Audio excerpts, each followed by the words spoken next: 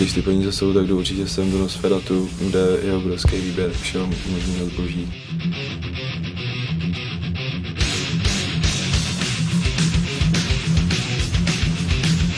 Já si myslím, že asi metal je tak trochu styl o originalitě na rozdíl některých jiných stylů.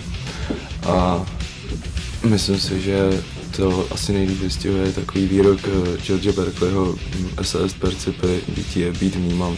Takže když se najde něco v rámci toho stylu, co trochu něčím převyšuje to ostatní, nebo co je vyloženě originální a hezký, takže to je jedině dobře.